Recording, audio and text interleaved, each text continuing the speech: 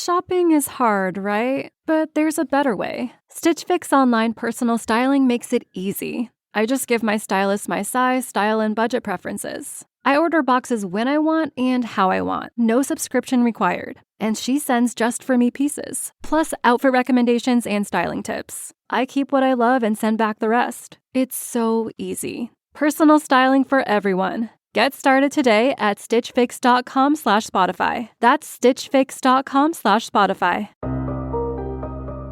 Un día de mayo de 1957, un ginecólogo cualquiera se encontraba haciendo su turno habitual en un hospital de Inglaterra. Ese día, escucharía por parte de una madre algo que ni mucho menos estaba acostumbrado a escuchar. Cuando acercó a Betty, a su hija recién nacida, ésta gritó: «¡Aparten esa cosa de mí!». Esta fue la primera actuación, de muchas, por parte de la madre de Mirabel, que convirtió a su hija en una psicópata.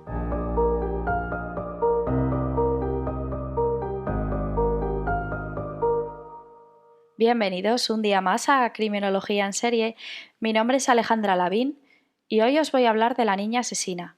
Un caso cuanto menos interesante desde el punto de vista criminológico, ya que es el ejemplo perfecto de cómo es posible que se frague un asesino en serie, aunque ella no fuera considerada como tal, ya que su carrera criminal fue muy corta y no llegó a matar a 3 personas, aunque no se puede decir que no lo intentase.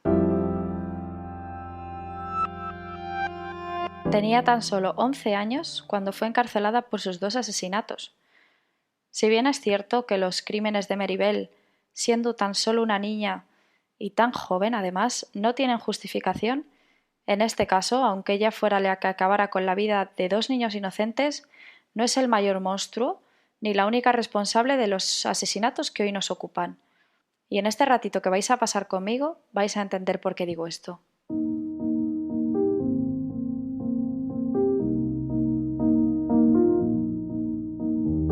Mirabel nació el 26 de mayo de 1957 en Newcastle, Inglaterra. Fue fruto de una de las múltiples relaciones sexuales que ejercía Betty, su madre, como prostituta. Desde el primer día de su existencia fue un estorbo para la madre de 16 años de edad. No se sabe a ciencia cierta quién era el padre de Mary. Sin embargo, Billy Bell, quien Betty consideraba que era el candidato más probable, se casó con ella después del nacimiento de la pequeña. Billy era un delincuente habitual, arrestado varias veces por robo a mano armada y quien tuvo más tarde otros 2 hijos con Betty. Desde los primeros años de vida de los 3 pequeños ya reciben una educación, digamos, peculiar.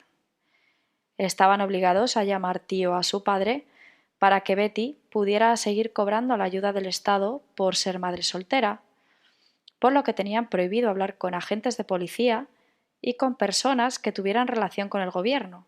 Aunque parezca mentira, cuando se están forjando las relaciones y el apego familiar puede ser bastante confuso.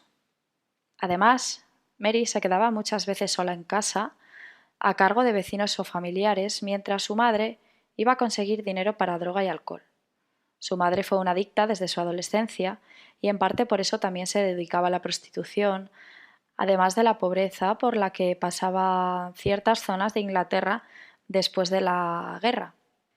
Betty también intentó dar en adopción a Mary en sus primeros años de vida e incluso para deshacerse de ella intentó asesinarla varias veces.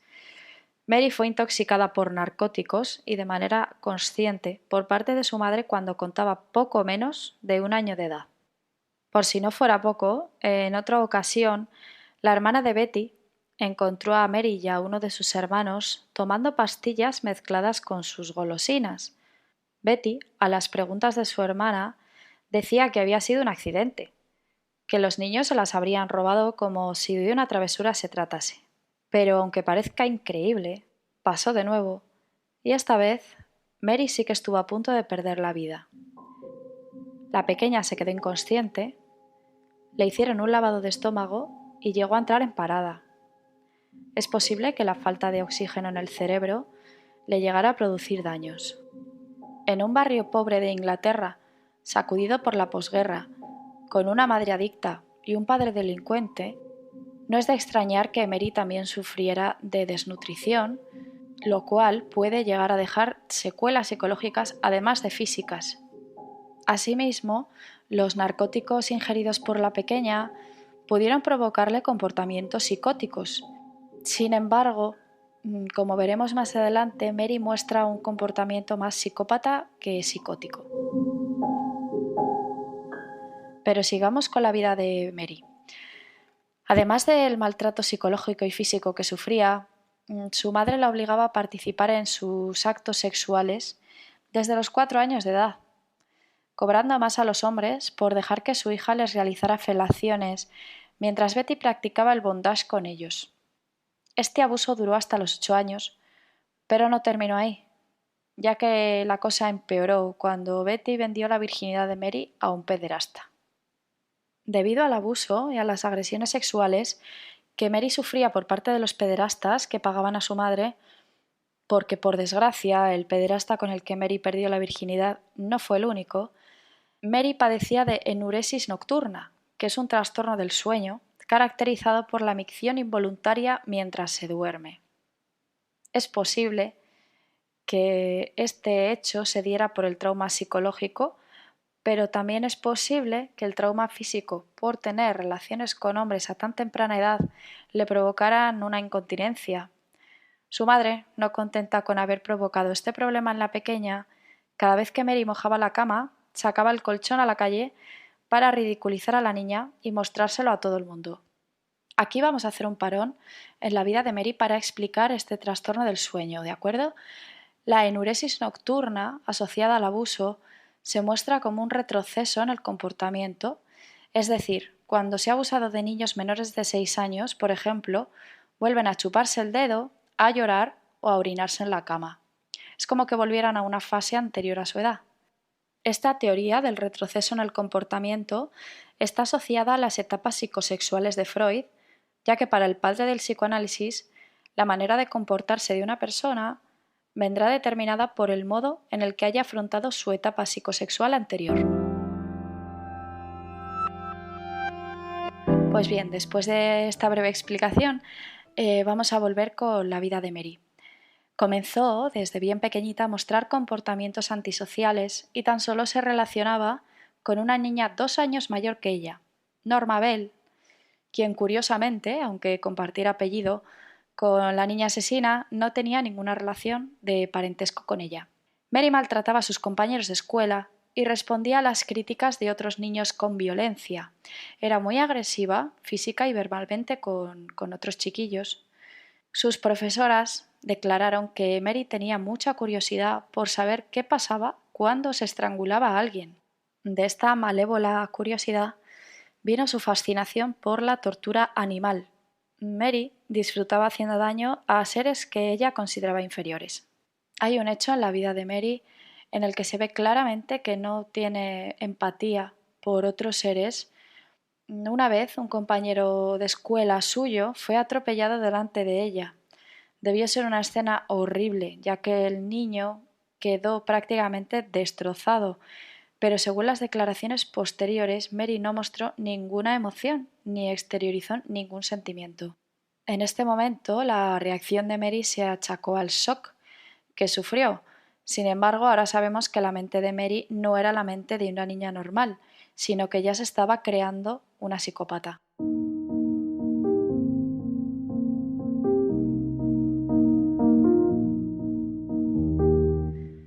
Corría el día 11 de mayo de 1968, año en el que Mary asesinó por primera vez. Pero por suerte, su primera intención de matar solo quedó en una tentativa. Mary empujó a su primo de 3 años desde la orilla de un cobertizo. El niño quedó herido, pero no grave, y la tía y la madre de Mary solo abordaron el incidente con una buena bronca, ya que Mary había dicho que había sido un accidente. Al día siguiente de este suceso, casi mata a una niña en una guardería. La intentó estrangular y llenarla la boca de arena, mientras Norma la sujetaba, pero la policía lo entendió como una pelea infantil y no avisaron a la familia de Mary, ni emprendieron ninguna acción más allá de una reprimenda. Una vez más, antes del primer asesinato, se vio a Norma y a Mary, acompañadas de un niño de 3 años, que después apareció vagando solo y sangrando por la cabeza. Como vemos, Mary ya había atacado a varios menores y estaba claro que con estos sucesos la niña tenía toda la intención de hacer daño a alguien menor que ella. Por desgracia, finalmente lo conseguiría. Mary vivía en una de las zonas más pobres de Newcastle, muy afectada por la guerra y repleta de escombros y refugios antiaéreos abandonados. Esta zona era conocida como el Callejón de las Ratas. No existían parques ni zonas verdes donde los niños pudieran jugar sin peligro de que les pasase algo debido a la pobreza de la zona y al abandono que sufría el lugar, por lo que campaban a sus anchas entre escombros y basura. Esta zona era el foco perfecto para que ocurriese una tragedia a cualquiera de los niños, y finalmente así fue. El 25 de mayo de 1968, un grupo de niños avisó a las autoridades sobre lo que parecía ser el cuerpo sin vida de un niño pequeño en una casa en ruinas. Las autoridades locales, al personarse en el lugar, descubrieron que el cadáver pertenecía a Martin Brown, de 4 años de edad. En un principio se pensó que fue un accidente, ya que el niño tenía al lado un bote de pastillas, por lo que los agentes dieron por hecho que las había ingerido, pero nada más lejos de la realidad. Mary mató a Martin Brown estrangulándole un día antes de cumplir 11 años de edad. En un primer momento, Mary empujó al niño desde una cornisa y el pequeño quedó malherido, rodeado de un charco de sangre. Cuando se acercó y vio que seguía vivo, rodeó el cuello de Martin con las manos y apretó hasta que el pequeño dejó de respirar. Después de este terrible incidente, los vecinos empezaron una protesta por la situación de la zona, alegando que lo de Martin se podría haber evitado si el barrio no se encontrase en una situación tan lamentable. Mary participó en la protesta, bien para no levantar sospechas, o bien porque, como veremos más tarde, disfrutaba de observar el sufrimiento ajeno, y además le gustaba retrotraerse al momento del crimen, ambos comportamientos comunes en una psicopatía. Al mismo tiempo, Mary comenzó a mostrar comportamientos extraños con la familia de Martin. Se presentó en casa de los padres del pequeño pidiendo verle. La madre le dijo que Martin estaba muerto, a lo que Mary respondió que lo sabía, pero que quería verlo en el ataúd. La madre obviamente quedaría horrorizada y lo único que pudo hacer fue cerrar la puerta en las narices de Mary.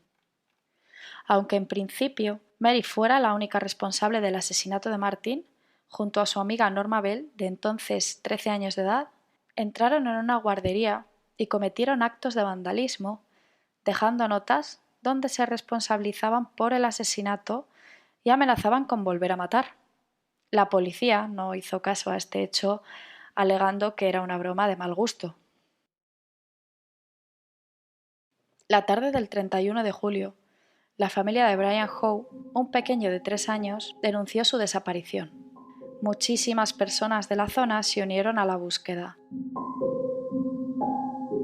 Explorando el lugar, Pat, la hermana mayor de Brian, se encontró a Mary y a Norma, quienes señalaron una zona de escombros diciendo que ahí estaría el pequeño jugando. Pat hizo caso omiso a lo que le habían dicho las niñas, ya que su hermanito nunca se alejaría tanto y lo vio como imposible.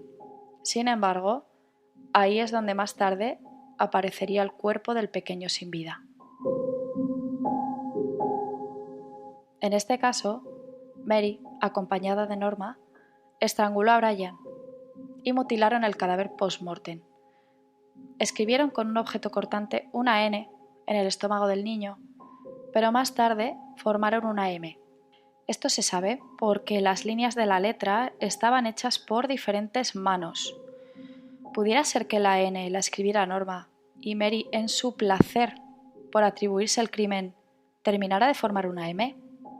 También cortaron con unas tijeras cabellos del pequeño, los cuales dejaron allí, y sus genitales, dejando su pene prácticamente separado del cuerpo. Los cortes se demostró que eran muy superficiales, por lo que se empezó a sospechar de la autoría de un menor de edad. La mutilación del pene de Brian da muestra del odio que Mary tenía hacia el sexo masculino, dadas las múltiples relaciones sexuales a las que estuvo expuesta en forma de abuso y agresión.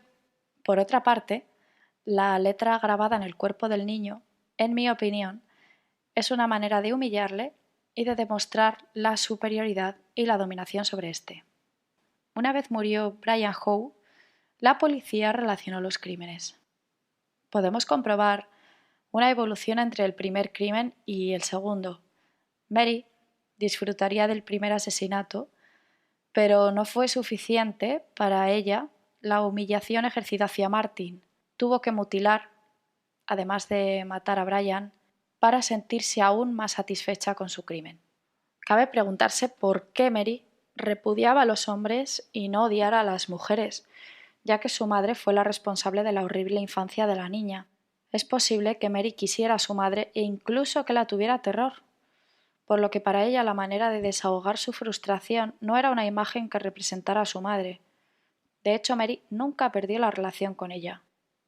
Después del horrible asesinato de Brian, las niñas comenzaron a comportarse de manera extraña, por lo que enseguida se comenzó a sospechar de ellas. Iban a casa de Brian y preguntaban a sus familiares si extrañaban al niño y si les dolía que hubiera muerto.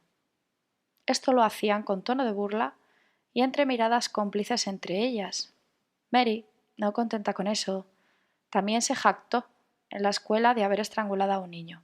La familia de Brian avisó a las autoridades de que 2 niñas del barrio les habían estado acosando con preguntas incómodas y la policía procedió a interrogarlas, ya que era obvio que ocultaban algo. Durante dicho interrogatorio, Norma mostró un comportamiento inmaduro e infantil. En cambio, Mary se mostró evasiva y esquivaba las preguntas de una manera de lo más inteligente, con respuestas ingeniosas y a la defensiva. Como no colaboraba, las autoridades presionaron a Norma. Según ella, Mary asesinó a Brian en solitario y después la llevó a ver el cadáver. Norma narró las palabras textuales de Mary sobre la manera de matar al niño. Sus escalofriantes palabras fueron: «Le retorcí el pescuezo y le aplasté los pulmones. Así es como los matas».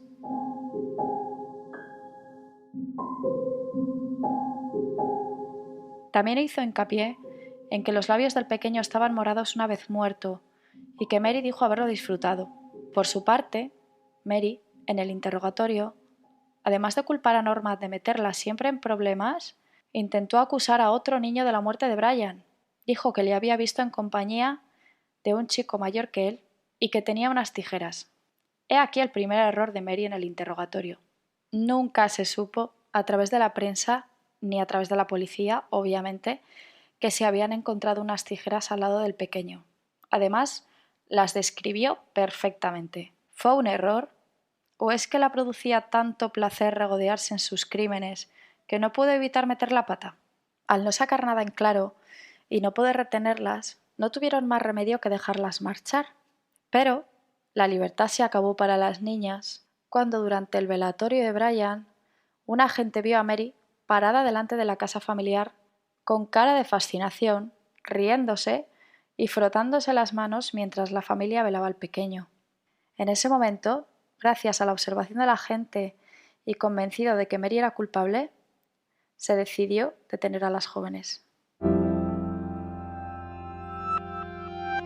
Mary continuaba negando las acusaciones, sin perder la calma y culpando de todo a Norma.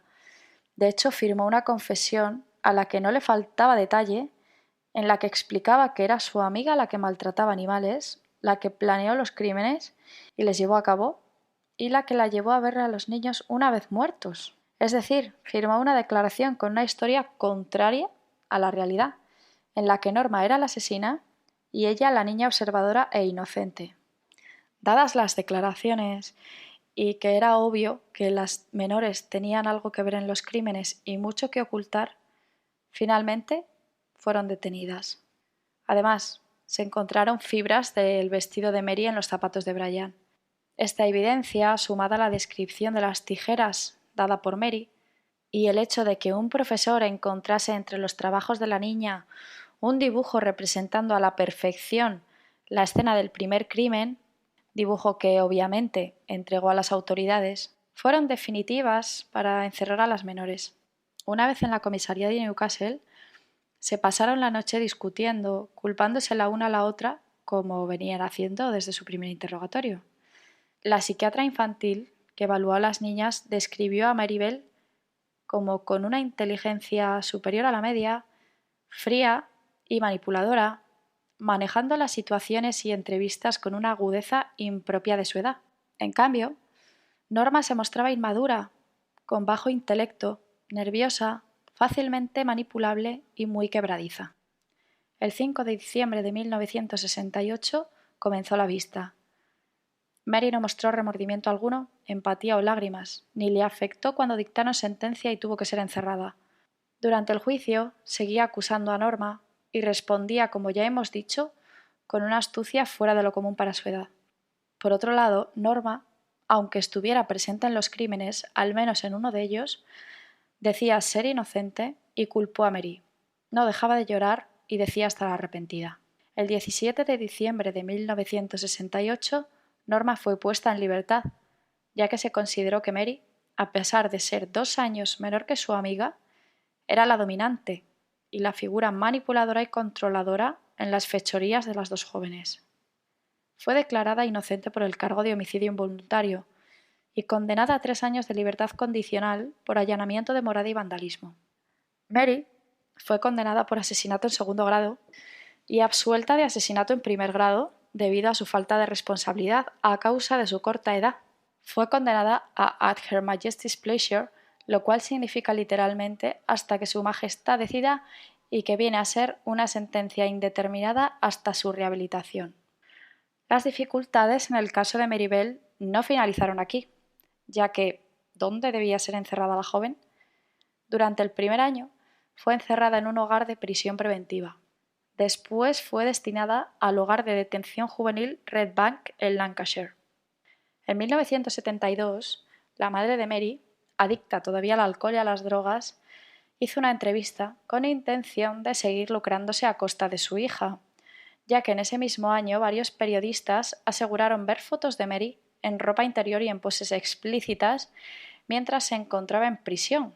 Esas fotos se las había sacado su madre y las había vendido a la prensa. Asimismo, pedía a Mary que escribiera sus pensamientos y reflexiones dentro de la cárcel para hacer lo mismo que con las fotos, para venderlo. La actitud después de cada visita de su madre era agresiva con los demás internos, por lo que un psiquiatra aseguró que estas visitas eran contraproducentes.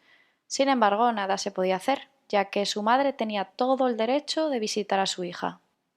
En 1979, ya en una prisión de menor seguridad debido a su favorable evolución, se fugó con 2 compañeros durante un par de días, pero terminaron encontrándola. Se dice que durante ese corto periodo tuvo relaciones con ellos, pero una vez más se aprovecharon de ella y vendieron la historia a la prensa. Maribel salió en libertad el 14 de mayo de 1980, con 23 años de edad. Se le otorgó un nuevo nombre y el anonimato para poder empezar una nueva vida. Pasó 12 años encerrada. Posteriormente tuvo varios empleos en un restaurante, en una universidad, en una escuela para niños. Sin embargo, cuando se descubría su verdadera identidad, se tenía que marchar de donde estuviera debido a las amenazas de la gente y al acoso de la prensa. En 1984 tuvo una hija. Se dijo de ella que era una madre cariñosa y atenta, y cuando se puso en duda su capacidad para educar a una menor, ella dijo que si había algún mal en ella cuando era una niña ya no estaba. Su hija no sabía del pasado de Maribel hasta que una vez más se volvió a descubrir su identidad y tuvieron que marcharse de donde estaban. Harta de que se descubriese su identidad, en el año 2003 consiguió permiso para que su anonimato fuera de por vida, ganando una batalla legal en la Corte Suprema. El 21 de mayo de ese mismo año se dictó la Orden Maribel, la cual se compromete a guardar la identidad de menores de edad que hayan estado involucrados en procedimientos legales. Lo último que se sabe de Mary es que su madre murió y que en el año 2009 fue abuela.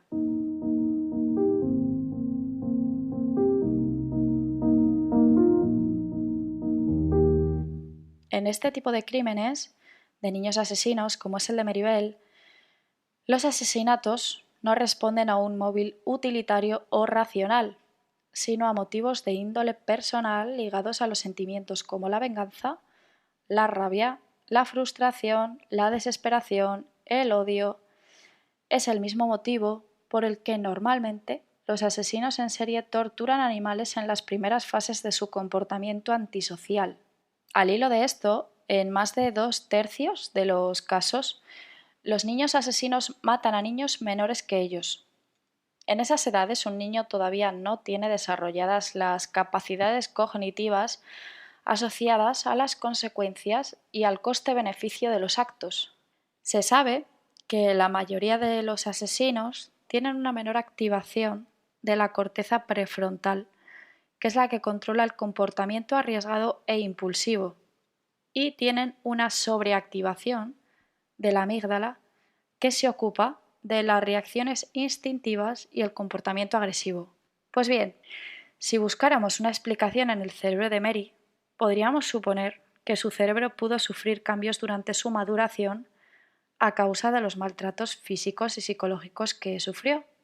Esto sumado a que un preadolescente no tiene bien formada la corteza prefrontal y sí la amígdala, de desarrollo más temprano, pudieron ser fácilmente los factores que impulsaran a Mary a asesinar. Mary también se caracterizaba por cumplir con la teoría criminológica del psiquiatra forense MacDonald, la tríada criminal. Torturaba animales, padecía de enuresis y experimentó la piromanía, ya que una vez intentó incendiar su casa. Los psicópatas tienen poca tolerancia a la frustración, son impulsivos, no prevén las consecuencias y actúan de manera precipitada, incumplen las normas sociales y no les afecta el dolor o el sufrimiento de otros. De hecho, a veces lo disfrutan, como es el caso de Mary, regodeándose con la familia de Brian. La dureza emocional de los niños que han sido maltratados y tienen tendencias psicópatas se debe a que inhiben el miedo como una defensa psicológica, a lo que también va asociado que si no tienen miedo el castigo no sirve. Son agresivos y manipuladores, con el único fin de conseguir lo que les interesa. En este caso, Mary, a la que manipuló fue a Norma, posiblemente disfrutando de que otra persona hiciera y deshiciera a su antojo. También tienen problemas en diferentes ámbitos, como en la escuela o en la familia. Recordemos que intentó matar a su primo antes de su primer asesinato. El trastorno de personalidad antisocial es precoz. Se manifiesta en la adolescencia o incluso antes, como es el caso de la niña asesina. En su caso tuvo problemas de adaptación en la vida, lo que hace posible que se desarrolle una psicopatía. Esto, como dijimos en el episodio de Jeffrey Dahmer, no es así siempre, ¿no? Hay personas que tienen problemas de maltrato y abuso siendo niños y no acaban desarrollando este tipo de trastorno. Manifiestan conductas que provocan sufrimiento. En el caso de Mary, tuvo que exteriorizar el dolor y angustia que sentía, haciendo que los demás también lo sintieran. De hecho, una de sus más escalofriantes declaraciones fue la siguiente: me gusta herir a los seres vivos, animales y personas que son mucho más débiles que yo, que no se pueden defender. Mary creció en un ambiente en el que los elementos de control no funcionaron de manera normal y tuvo un incorrecto desarrollo moral. Creció viendo que lo malo era aceptable. Si bien es cierto que la única responsable de sus actos es Maribel, ¿qué hubiese pasado si su madre hubiera llevado una vida sana junto a ella, no hubiese intentado asesinarla varias veces y no la hubiese prostituido? Cuando vemos este tipo de casos, nos llevamos las manos a la cabeza. Sin embargo, Mary no nació siendo así. Su entorno familiar, uno de los factores de riesgo más importantes asociados a la delincuencia, fueron los que formaron a una psicópata. En este caso, desde luego, no tengo ninguna duda. Maribel no nació siendo una asesina, se hizo una asesina.